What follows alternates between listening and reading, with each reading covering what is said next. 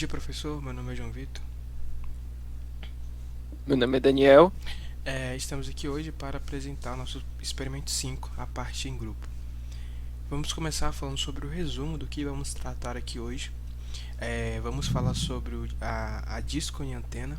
Tá? Então a gente vai falar a parte teórica, a gente vai falar o que é uma antena, como ela funciona, quais são as vantagens, qual é a antena que mais está sendo utilizada hoje.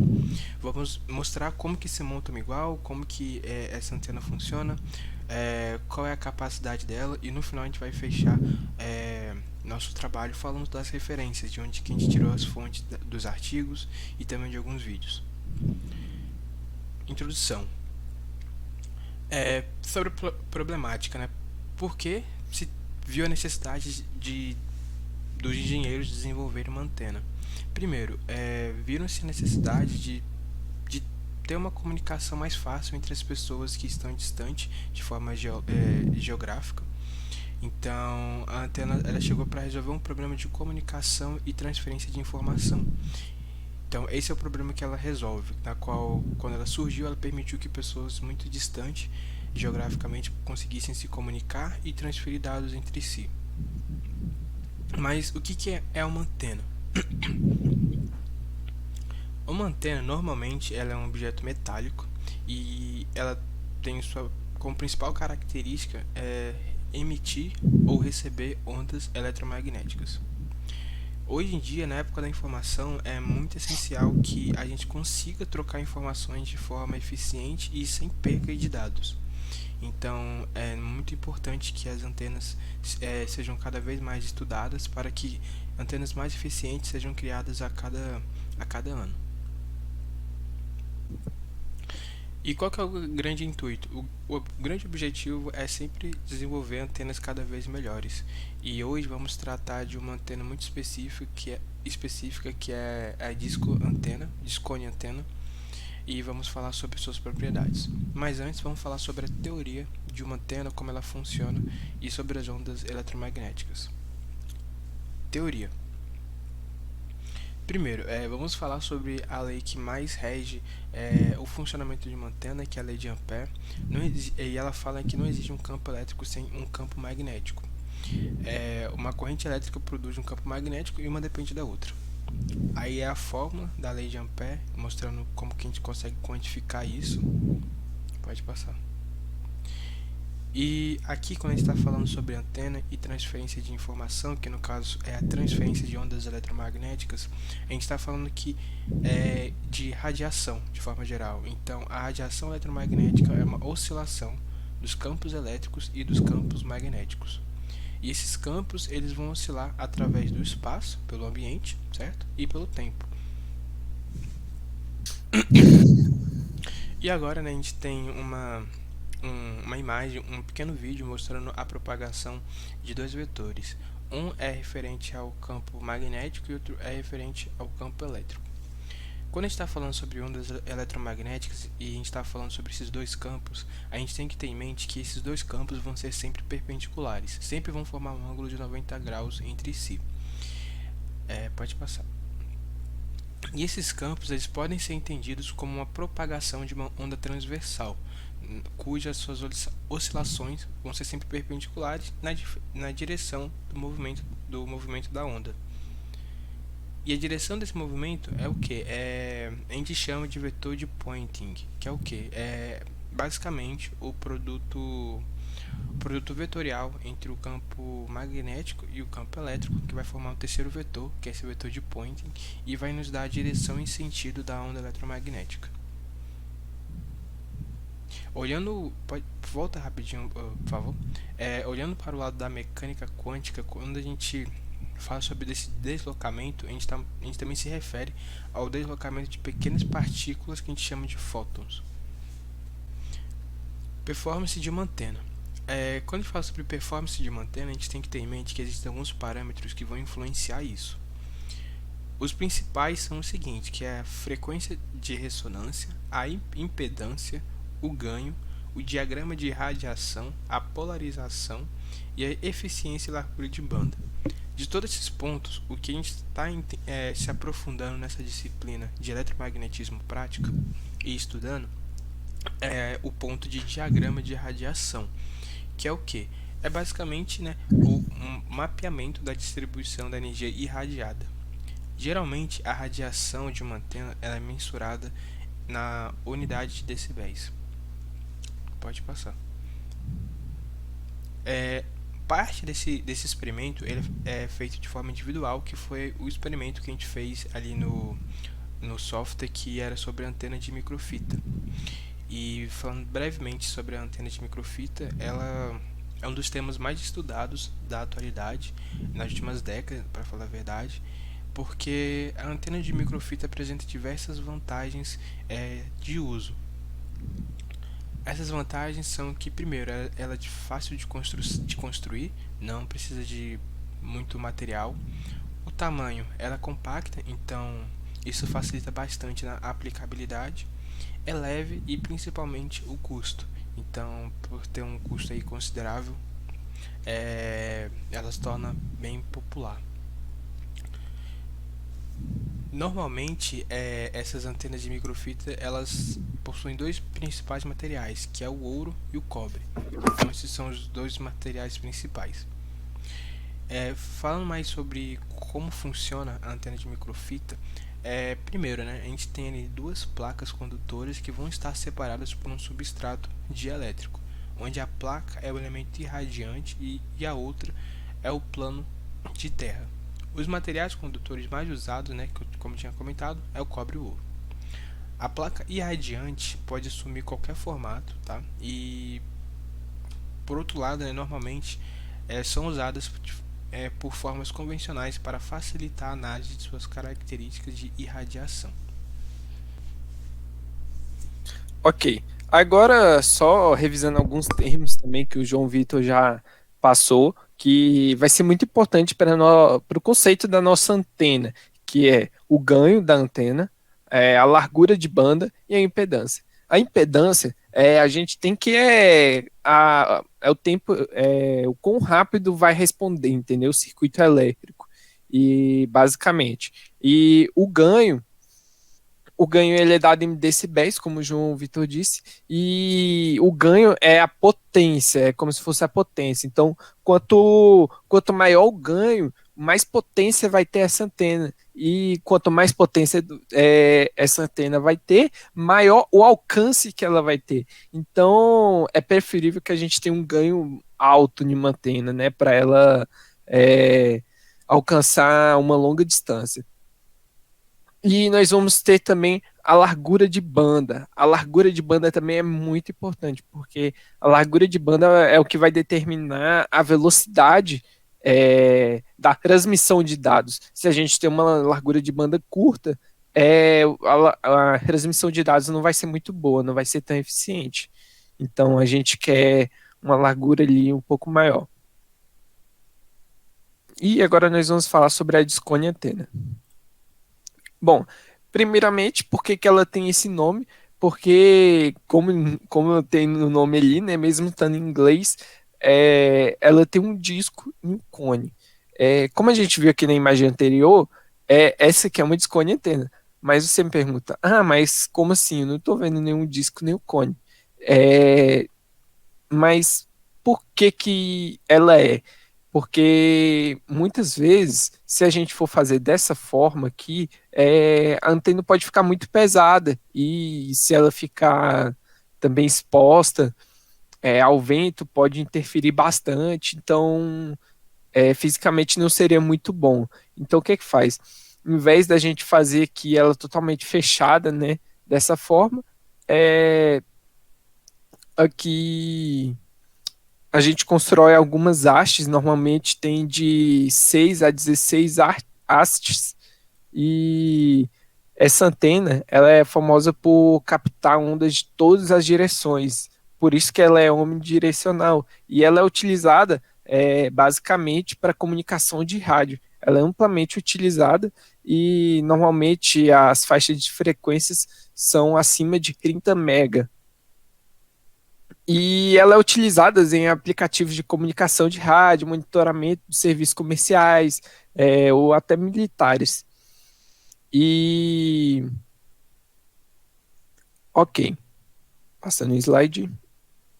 Ela é ideal para aplicações de VHF e UHF.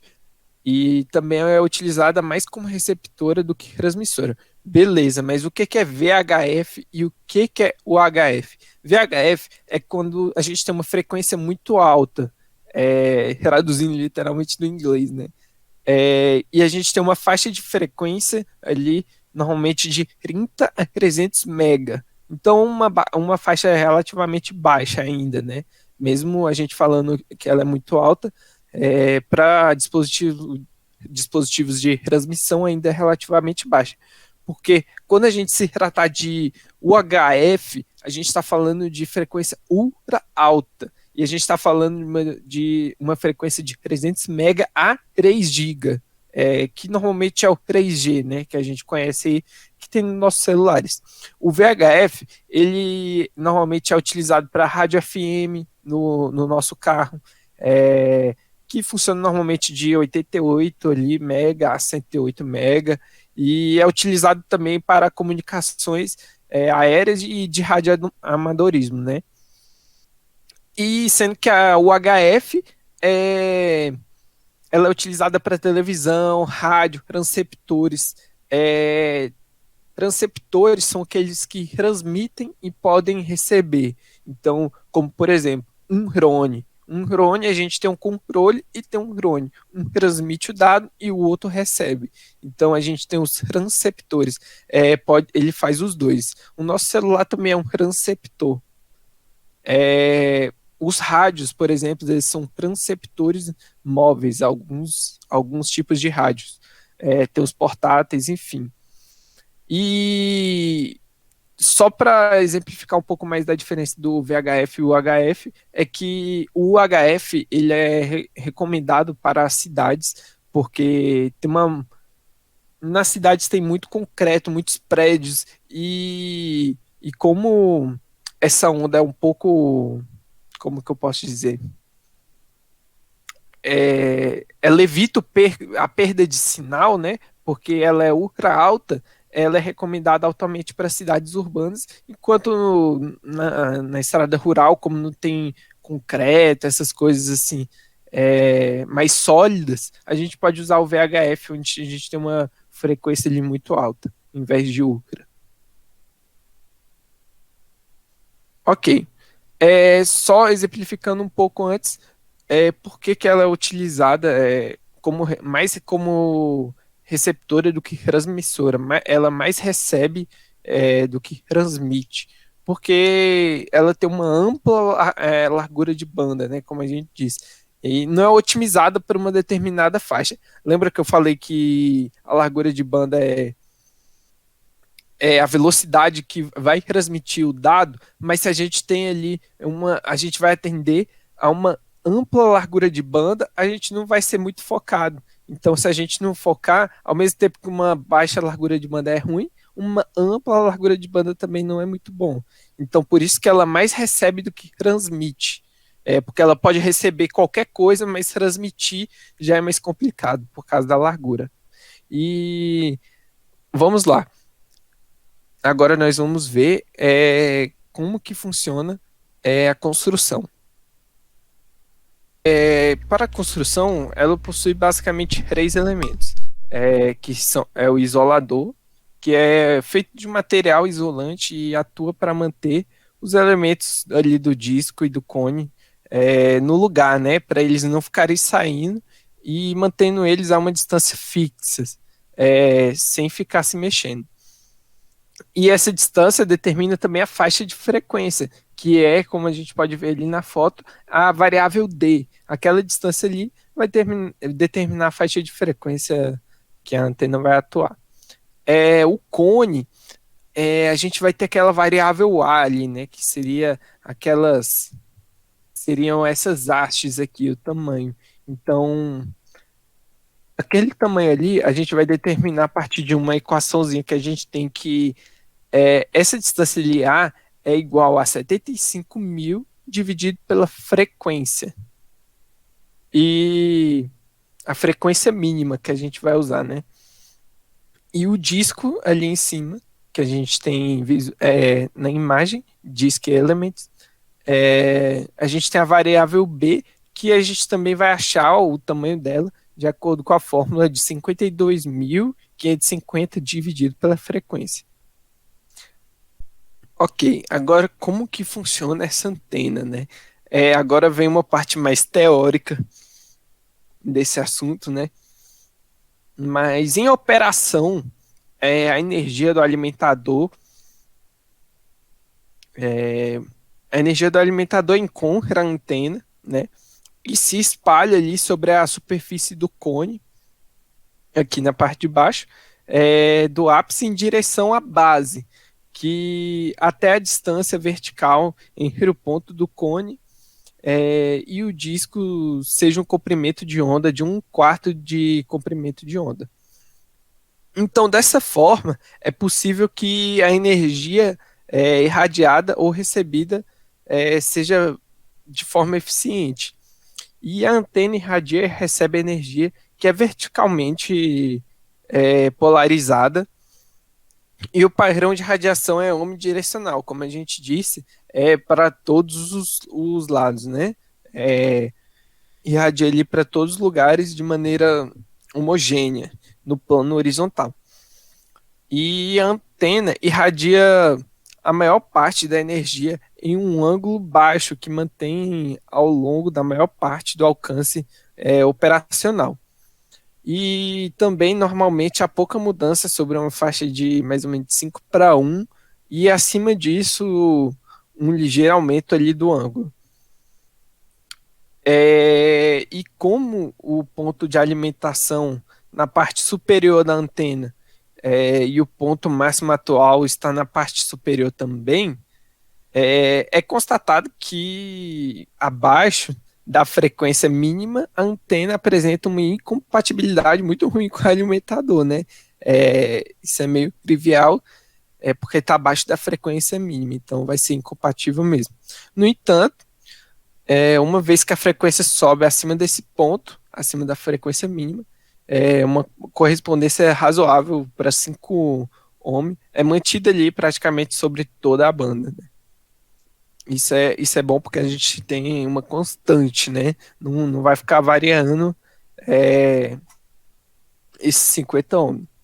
E em termos de requisitos de operação, a antena é autocontida, ao contrário de várias antenas verticais que não requer o uso de qualquer conexão terrestre.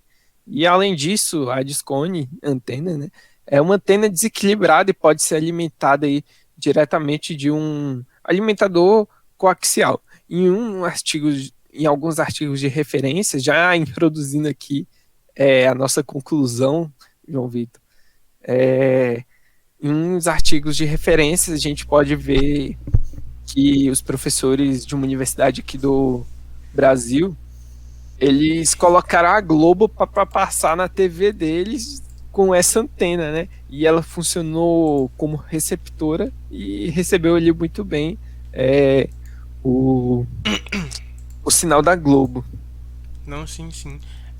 A gente, né, para realizar esse trabalho, a gente pesquisou bastante sobre alguns artigos que falavam sobre essa antena específica, a gente viu alguns vídeos que falavam sobre o funcionamento geral de uma antena, para a gente conseguir ter uma boa base para conseguir explicar o funcionamento desse experimento. E realmente é uma coisa que é até engraçado que algo tão simples de ser realizado e tão experimental foi feito por estudantes e conseguiu assistir assistir televisão através desse experimento, né? Então foi algo muito incrível. E só para finalizar também, é importante a gente ver que isso é um benefício, também sendo uma desvantagem, mas eu vejo pelo lado do benefício, ela ter ali uma ampla largura de banda, porque eu posso ver como se fosse uma improvisação, entendeu? Imagina ali você como se você fosse um militar e você está precisando se comunicar ali com um cara a 200 a X metros, X quilômetros de você, e você não tem como falar. Enfim, aí ele tá transmitindo o sinal para você, e essa antena ali é fácil de fazer, não é tão difícil, né? Então, assim, não é tão complexa como outras que a gente tem. E pelo fato dela ser omnidirecional, a gente consegue ali captar o sinal dela, né? Ela, a atuação dela como receptora é ótima. Exatamente. Aí só pra gente finalizar nossa apresentação, pode passar o slide, por favor. Vai apresentar aqui as referências que a gente teve para realizar o trabalho. A gente vai deixar junto com o link que a gente upou lá no trabalho essa apresentação para que você consiga dar uma olhada nos artigos e talvez nos vídeos também que a gente usou como base. Em relação ao trabalho, era isso, professor. Muito obrigado pelo semestre, muito obrigado pelas aulas. Obrigado, professor.